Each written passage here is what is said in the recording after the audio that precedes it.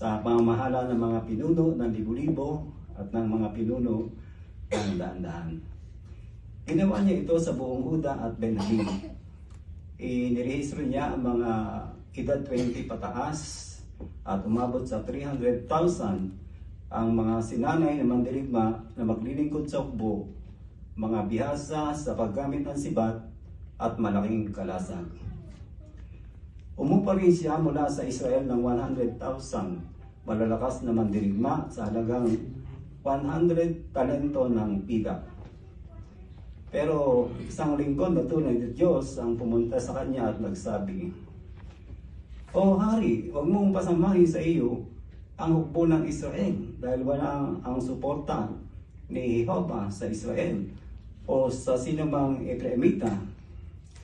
Ikaw lang ang makipaglaban, kumilos ka, at lakasan mo ang loob mo sa pagbigma. Kung hindi, may bubol ka ng tunay na Diyos sa harap ng kaaway, dahil may kapangyarihan ang Diyos na tumulong at magbuwal." Sinabi ni Amasya sa lingkod ng tunay na Diyos, pero paano na ang 100 talento na ibinigay ko sa hukbo ng Israel? Sumagot ang lingkod ng tunay na Diyos, "Higit pa roon ang kayang ibigay sa iyo ni Jehovah."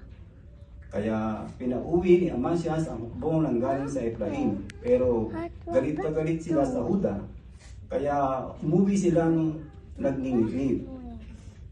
Pagkatapos, buong tapang na pinangunahan ni Amasyas ang kanyang hukbo papunta sa lambak ng asin at 10,000 lalaking Seir ang napatay niya.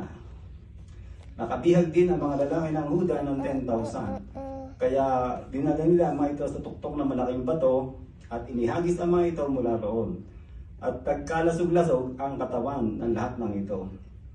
Pero ang sundalong pinauwi ni Amasyas ay hindi pinasama sa digmaan, ay sumalakay sa mga lungsod ng Huda mula sa Samaria hanggang sa Betoron.